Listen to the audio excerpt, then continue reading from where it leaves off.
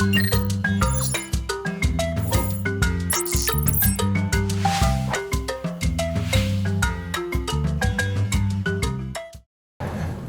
안녕하세요. 네, 저는 연세대학교 건설환경공학과 김형일이라고 합니다.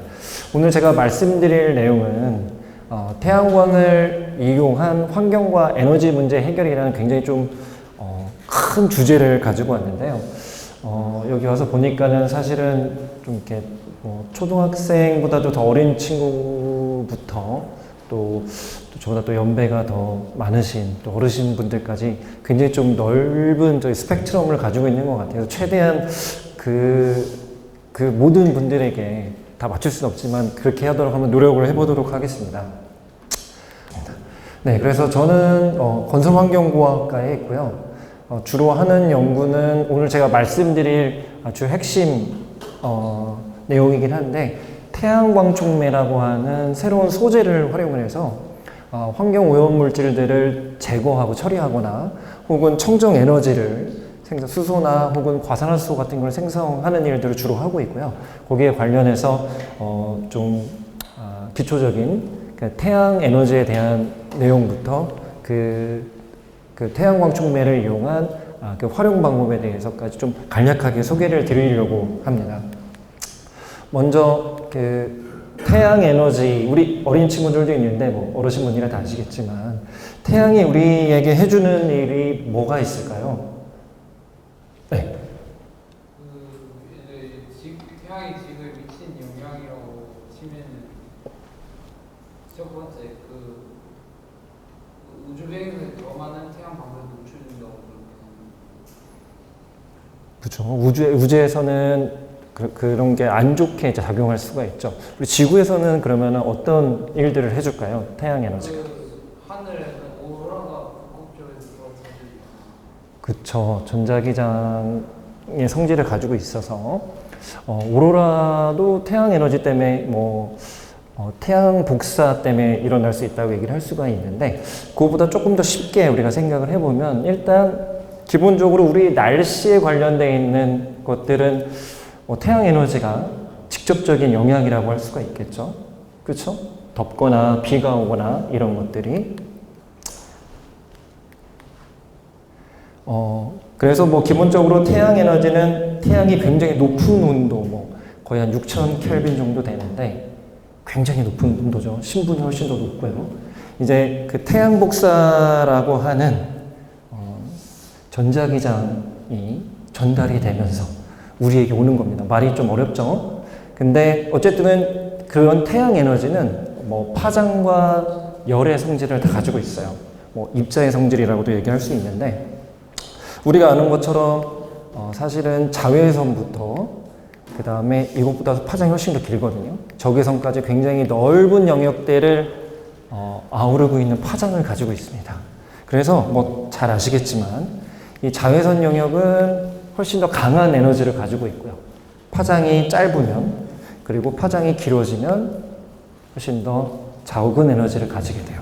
그리고 우리가 자외선이라고 통칭해서 알고 있지만 자외선은 사실은 크게 한 4가지 종류가 있거든요. 여긴 가져오지 않았지만 여기 백큐ම් UV, VUV라고 진공 UV가 있습니다. 근데 얘네들은 거의 우리 지구에 도달하자마자 사라지는 애들이라서 주로 이제 자외선 이렇게 UVC, B, A, C에서 A로 갈수록 더 약한 자외선이거든요. 그래서 이따가도 잠깐 보겠지만 오존층에 의해서 굉장히 강한 애들은 걸러지고 우리가 주로 받게 되는 자외선은 UVA가 됩니다. 이런 다양한 파장을 가지고 있는 태양 에너지는 실제로 굉장히 많은 일들을 하고 있어요. 구체적으로 이렇게 순환이라는 이름을 붙여서 이렇게 4가지를 특정해서 가져오긴 했는데 이거 외에도 사실은 얘기할 수 있는 것들이 굉장히 많습니다. 기본적으로 탄소 순환이라고 했을 때 우리 이산화탄소의 탄소 맞습니다. 일단 근본적으로 식물들이 광합성을 하죠. 태양 에너지에 의해서. 그죠? 그런 식물들을 먹고 동물들이 살아가고요. 그런 식물과 동물들을 먹고 우리도 살아가게 되죠. 그죠? 일단 그런 광합성에 의해서 이 탄소가 이 식물들을 자라게 하고 혹은 뭐 박테리아나 이런 세균들이나 이런 것들도 같이 광합성을 하게 됩니다. 근데 이런 것들이 사실은 뭐 땅에 묻히거나 여러 가지 환경적인 영향에 의해서 조건이 맞춰지면 우리가 잘 알고 있는 석유나 석탄이 되고요. 그죠? 이런 것들은 우리가 연료로서 에너지원으로 활용하게 되면 이산화탄소 CO2로 날아가게 됩니다. 그죠?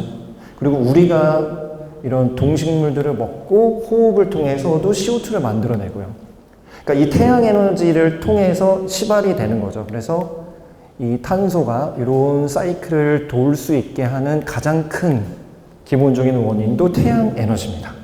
그리고 물도 마찬가지예요. 물도 태양 에너지에 의해서 우리가 빨래를 우리 건조기도 쓰지만 말리게 되면 바깥에다 넣어놓으면 굉장히 잘 말리죠. 그죠? 증발에 의해서 그런 거잖아요. 마찬가지로 바닷물이든 강물이든 증발을 통해서 하늘로 올라가서 구름이 되고 구름이 이동해서 저 산 위에서 비를 내리게 되면 그게 계곡물이 되고 계곡물이 모여서 강이 되고 이런 것들이 뭐 지하수가 될 수도 있고 결국에는 바다로 또 나가게 되죠. 물의 순환도 사실은 태양 에너지에 의해서 일어나는 겁니다. 그죠?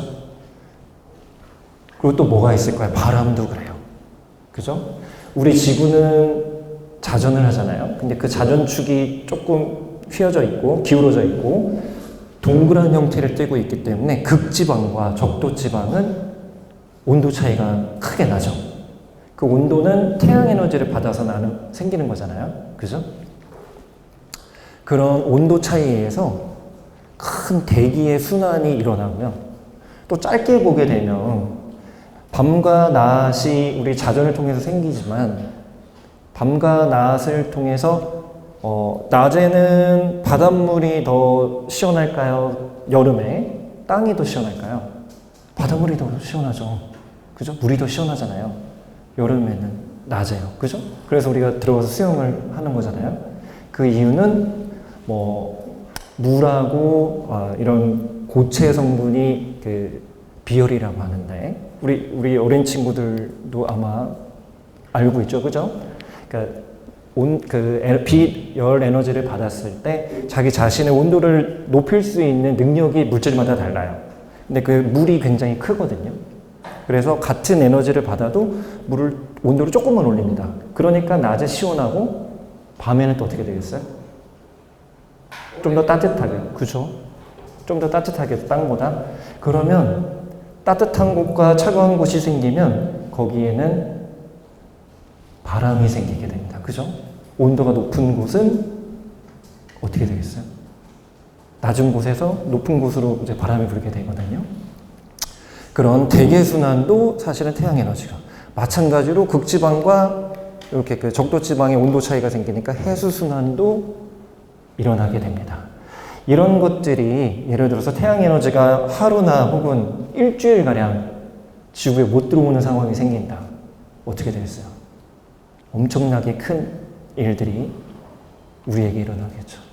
굉장히 필수적인 에너지입니다. 사실은 우리 지구를 그리고 우리를 살게 해주는 에너지거든요. 그러니까 이런 태양 에너지가 조금 더 구체적으로 들어가 보자면 우리가 알고 있는 재생 에너지들, 예를 들면 풍력, 수력 이런 재생 에너지들도 사실은 태양 에너지가 있어야지만 가능한 애들입니다.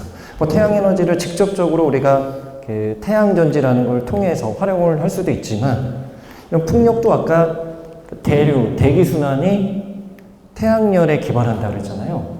그러니까 당연히 태양 에너지가 있어야지만 사실은 원활하게 일어날 수 있는 일이고 물순환도 태양 에너지에 기반하기 때문에 이런 수력 발전 같은 경우도 사실은 태양 에너지에 의해서 일어나는 부분입니다. 이렇게 에너지 쪽에도 태양이 필수적인데 환경 쪽에는 또 어떨까요?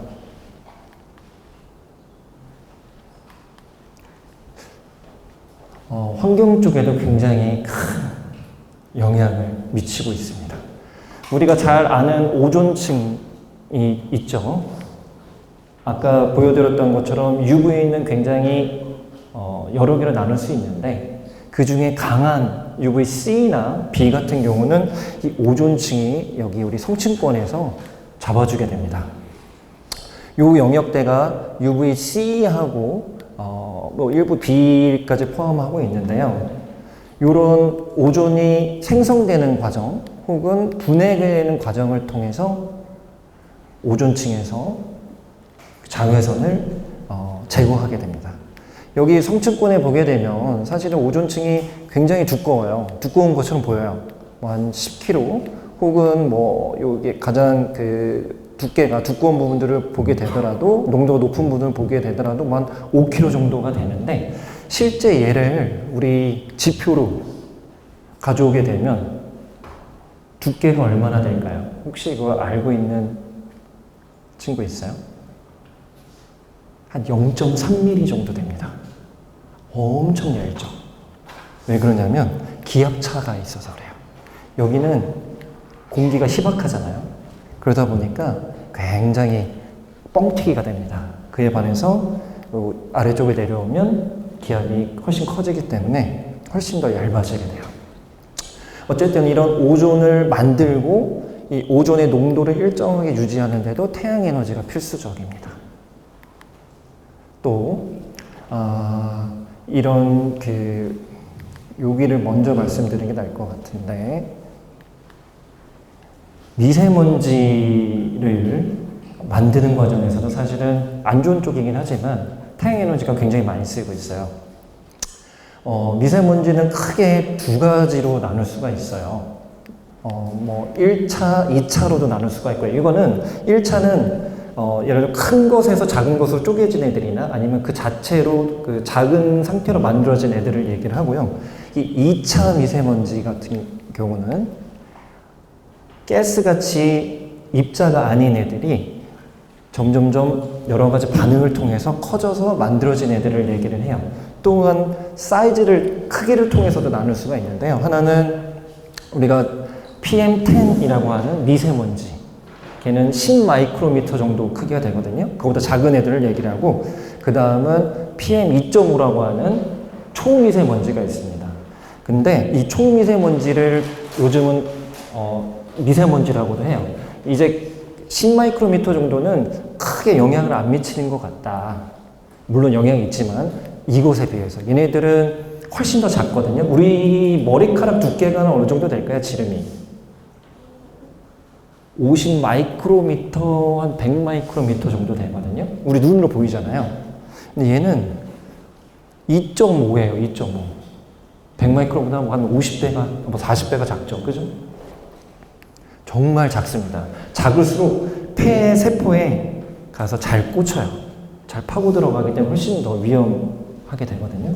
근데 이런 초미세먼지, 굉장히 작은 초미세먼지를 만드는데도 태양 에너지가 굉장히 많은 관여를 하고 있어요. 자동차에서 나오는 이런 질소산화물이 이렇게 뭐 NO가 NO2로 갔다가 이때 또 광화학 반응이라고 하는데 태양 에너지를 받아서 뭐 오존도 만들고 다른 애들이랑 또 반응하고 이러면서 점점 크기를 키워갑니다.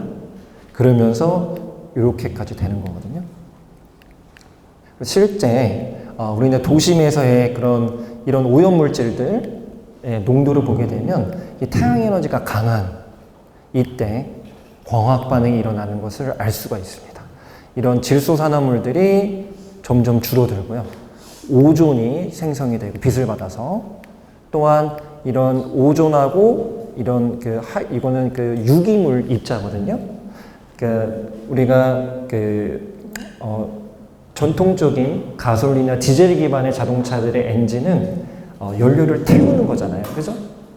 태우면 불완전 연소라고 해서 뭐 물론 자동차에서도 일어날 수도 있고 다른 연소 과정에서도 일어날 수 있는데 제대로 타지 않으면 그렇게 우리가 탄화 알갱이라고 하는 굉장히 작은 알갱이들이 생겨요. 그런 애들을 얘기를 합니다. 물론 가스성 오염물질도 말을 하지만 그런 애들 죄송합니다. 그런 애들이 뭐 이런 애들과 태양 에너지와 반응을 해서 뭔가 또 아까 얘기했던 초미세먼지 같은 애들을 만들어내는 거예요. 그런 것들이 이런 애들의 농도를 통해서도 여기서 반응을 하는구나 라는 걸 알 수가 있습니다.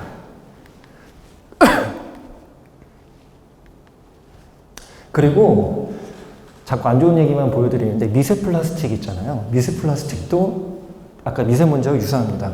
1차, 2차로 나눌 수가 있어요.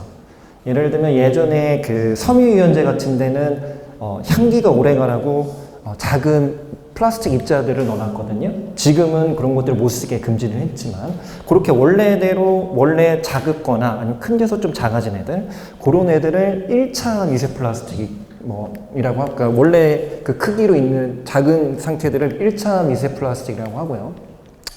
2차 미세 플라스틱은 조금 큰 애들이 작게 쪼개진 애들을 말합니다. 근데 요 2차 미세 플라스틱은 물론 사이즈도 다르고요. 사실은 이 태양 에너지가 굉장히 큰 역할을 하거든요. 이 태양 에너지에 의해서 훨씬 더 잘게 쪼개질 수 있는 환경을 가지게 됩니다. 그러니까 이런 사실은 환경 문제를 야기하거나 어떤 환경적인 현상을 일으키는데 태양이 굉장히 많은 관여를 하고 있고요. 그 외에도 저거는 이제 최근에 이슈들에 대해서 말씀드린 거고 기본적으로 우리 지구의 환경을 지키는데 태양 에너지가 굉장히 큰 역할을 하고 있습니다. 당연히 어떤 살균작용, 자외선에 의한 살균작용이라든가 아니면 대기 정화나 물 정화를 하는데요. 이런 것들은 태양 에너지가 우리 물속이나 대기 중에 존재하는 촉매 물질 같은 것들이 있어요. 그런 것들이랑 반응을 해서 여러 가지 활성산소종 같은 걸 만들어냅니다. 활성산소종 들어보셨죠? 또 어르신분들은 더 많이 들으셨을 텐데 무슨 예를 들면 영양제라든가 약들 보면 몸에 활성산소를 제거하고 그죠? 폴리페놀이 들어가 있는 그 활성산소랑 같은 겁니다. 그 활성산소는 자연에서도 생길 수가 있고요. 몸에서도 생길 수가 있어요. 근데 이 자연에서 생기는 애들은 오염물질들을 분해하기 때문에 굉장히 좋게 작용을 하고요. 몸에서 생기는 애들은 우리 몸을 괴롭히기 때문에 우리가 없애려고 하는 거거든요. 그래서 그런 활성산소종을 만드는데도 태양 에너지가 필수적입니다. 우리 환경을 지키는 데도 사실 굉장히 큰 역할을 하고 있어요. 요거는 제가 건너뛰도록 하겠습니다. 그리고 이 태양 에너지를 우리가 실제로 활용하는 방법에 대해서 이제 좀 말씀을 드리려고 하는데요. 앞서는 이제 자연적인 환경에 영향을 주는 부분에 대해서 말씀드렸다면, 우리들이 가장 많이 알고 있는 태양 에너지를 활용하는 태양전지, 솔라셀이라고 하죠. 이 태양전지가 있을 수 있겠고요. 요거는 태양 에너지를 뭘로 바꾸는 거죠? 우리 학생들. 전기 에너지로 바꾸는 거예요. 그죠? 그 태양열 발전은 혹시 들어봤어요? 태양광 발전, 태양빛이 직원은 그 태양 발전기가 그 빛을 해가지고 전기로 그쵸. 이것도 태양을 이용하는 게 맞습니다. 혹시 또 다른, 그렇게도 바뀌는 게 맞는데, 혹시 다른 친구, 얘기할 친구 있어요? 요거는 태양열을 직접 이용하는 거죠. 그래서 여러 가지 방법이 있는데요. 태양열을 더 이렇게 모으는 여러 가지 방법이 있어요. 좀 더 강하게. 그렇게 강하게 모아서 아주 가장 쉬운 거는 물을 끓입니다. 물을 끓여서 증기를 만들고 그 증기를 가지고 가스 터빈을 돌려서 에너지를 만들게 되죠. 그 열을 이용하는 방법이에요. 그리고 오늘 제가 소개해 드리려고 하는 거는 태양 광촉매라고 하는 촉매 소재입니다. 요거는 열을 이용하는 거고, 요거는 태양 에너지를 전기로 바꾸는 거고, 얘는 태양 에너지를 좀 말이 어려운데요. 케미컬 포텐셜이라고 하는 화학 전위로 바꾸는 물질이거든요. 말이 좀 어렵죠? 뒤에 조금 더 쉽게 이해할 수 있게 제가 말씀드리도록 하겠습니다. 그 광촉매, 태양 광촉매, 광촉매는 무엇이냐를 먼저 소개해 드려야 될 것 같은데, 혹시 촉매가 여기 나와 있긴 하지만 뭔지 들어봤어요, 친구들? 들어봤어요? 들어봤네? 그죠? 촉매는 자기 자신은 변하지 않고 어떤 현상들, 주로 이제 화학 반응인데요. 그럼 화학 반응을 가능하게 하거나 혹은 더 빠르게 잘 진행될 수 있게 해주는 친구들을 보고 촉매라고 합니다. 그죠? 그럼 광촉매는 뭐겠어요? 쉽습니다.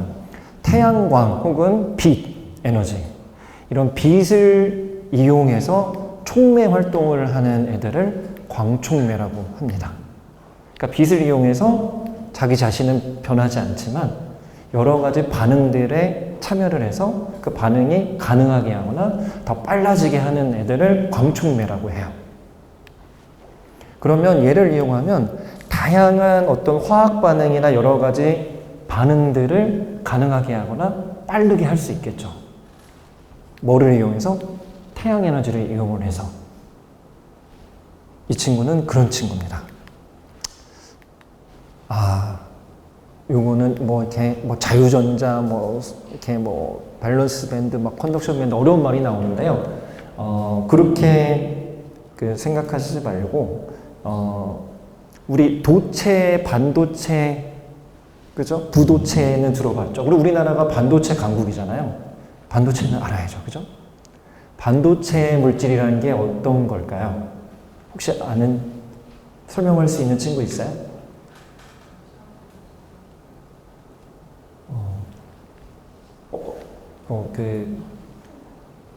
성인분들 중에도 괜찮습니다. 아마 다 알고 계시기 때문에 얘기를 안 해주시는 것 같은데요. 일단 반도체를 말씀드리기 전에 도체 먼저 말씀을 드리면, 도체는 뭐죠? 전기가 굉장히 잘 흐르는 물질들을 도체라고 하죠. 그럼 얘네들이 왜 잘 흐를까요? 물질들을 보게 되면 이렇게 원자가 띠라고 하는 부분과 전도 띠라고 하는 부분을 가지고 있어요. 이 원자가 띠라고 하는 부분은 전자는 알죠? 전자가 꽉 차 있는 어떤 컨테이너 같은 거라고 생각하시면 됩니다. 근데 우리가 그러니까 전류가 흐르려면 이 전자가 흘러야 되잖아요. 그죠? 근데 요 위 전도띠라는 건 뭐냐면, 얘는 전자가 꽉 차 있는 컨테이너고 얘는 전자가 움직일 수 있는 고속도로예요. 길이라고 생각하면 돼요. 근데 도체는 이 전자가 꽉 차 있는 컨테이너하고 이 도로하고 붙어 있어요. 그럼 어떻게 되겠어요? 여기 있는 컨테이너에 있는 전자가 마음대로 돌아다닐 수 있겠죠? 그죠? 그래서 도체입니다. 그래서 전기가 잘 통하는 거예요. 그러면 부도체는 뭐겠어요? 여기에 꽉 차 있는 전자가 길로 못 가는 애들이에요. 왜냐하면 여기가 에너지거든요. 에너지. 그래서 이걸 밴드라고 해서 밴드 갭이라고 하는데, 요 도로까지 나가기가 너무 어려운 거예요. 근데 반도체는 뭐냐? 특정한 조건이 주어지면, 그러니까는 예를 들어서 전기 에너지를 주거나 혹은 빛 에너지를 주거나 혹은 열 에너지를 주면, 특정한 에너지를 받게 되면 충분히 넘어갈 수 있을 만한 거리가 떨어져 있어요. 그래서 얘는 어떤 조건이 주어지면 여기 있는 전자가 요 길로 요 전도띠로 쑥 올라가서 돌아다닐 수 있게 됩니다. 이런 애들을 반도체라 그래요. 여기 쓰이는 반도체, 요 개념은 우리가 태양전지라고 태양 에너지를 전기 에너지로 바꾸는 그 물질도 실리콘 솔라셀, 페로브스카이트 솔라셀 여러 가지 종류가 있지만 기본적으로는 요 반도체 물질을 활용을 합니다. 마찬가지로 거기서도 태양 에너지를 받아서 여기 있는 전자를 위로 똥 띄운 다음에 활용을 하는 거예요. 그러니까 예를 들어서 여기 전자가 꽉 차 있잖아요. 근데 여기서 하나가 빠지면은 어떻게 될까요? 여기가 비워버리죠. 이 비은 데를 우리가 전공이라고 그래요. 전공. 그래서 플러스로 표시를 하고, 전자가 마이너스니까 하나가 빠졌으니까 거기는 플러스가 되겠죠. 그래서 여기를 플러스라고 하고 여기를 마이너스라고 합니다. 조금 어려울 수도 있는데 산화 환원이라는 걸 알아요? 전자를 받으면 환원이 되고요. 전자를 뺏기면 산화가 됩니다. 그래서 이 태양광촉매, 이 광촉매에서는 이렇게 태양 에너지를 받으면 이렇게 전자하고 전공이 생기게 되니까요. 얘는 얘는 환원 과정, 전자를 주는 거니까, 요거 갖다 쓰는 거니까요. 환원 과정. 얘는 산화 과정. 다양하게 쓸 수 있습니다. 그래서 직접적으로 그 산화나 환원이 일어나는 모든 반응들에 물론 조건이 맞아야겠지만 얘를 활용할 수가 있어요. 그래서 굳이 예를 들면 솔라셀 같은 경우는 무조건 전기로 바꾼 다음에 전기를 가지고 어떤 반응에 참여를 해야 되잖아요. 예를 들어서 앞서도 말씀해 주셨는데 우리 수전에 그 그린 수소가 핫하잖아요. 여러분들이 이제 우리 어린 친구들이 해야 될 일들이고 더 발전시켜야 될 부분인데 그거는 물을 전기 에너지를 가지고 그 물은 수소하고 산소로 이루어져 있잖아요. 그 두 개를 뜯어내는 거잖아요. 그렇죠? 에너지를 줘서. 근데 그걸 하려면 태양 에너지를 전기 에너지로 바꾼 전기 에너지를 그 수전의 장치에다가 인가를 해서 물을 쪼개야 됩니다. 근데 태양광 촉매를 쓰게 되면 그런 과정 없이 바로 태양 에너지를 가지고 물 분해를 할 수가 있어요. 그러니까 그런 것들이 좀 차별이 되고 구분이 되는 부분이라고 할 수가 있습니다. 그래서 조금 다시 한번 보자면 이 태양 에너지를 받게 되면 이렇게 태양 에너지를 받으면 여기 있는 전자가 통 올라가서 이렇게 여기 이제 도로로 올라가게 되고요. 여기 또 이제 전자가 빠져나갔으니까 이 전공이 생기거든요. 플러스가. 그럼 얘네들이 직접적으로 오염물질을 이렇게 환원하거나 이렇게 산화해서 없앨 수가 있고요. 또한 아까 말씀드렸던 활성산소종이라고 그랬잖아요.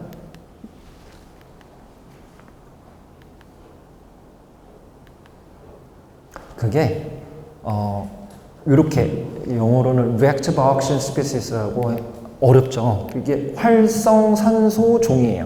그냥 요거 그대로 번역한 거거든요. 그러니까 요 활성산소종은 산소를 가지고 있는데 굉장히 공격적인 애들을 통칭해서 얘기를 합니다. 그래서 우리 몸 속에서 이런 이런 수산화 라디칼이라고 하는데 이런 애들이 생길 수도 있고요. 이런 또 라디칼 종류가 생길 수도 있고 얘는 여러분들 잘 알고 계십니다. 수소 2개하고 산소 2개가 있는 애인데 과산화수소예요. 과산화수소. 언제 쓰죠? 우리 다치거나 이러면은 소독할 때 쓰죠. 하얀 거, 투명한 거예요. 그죠?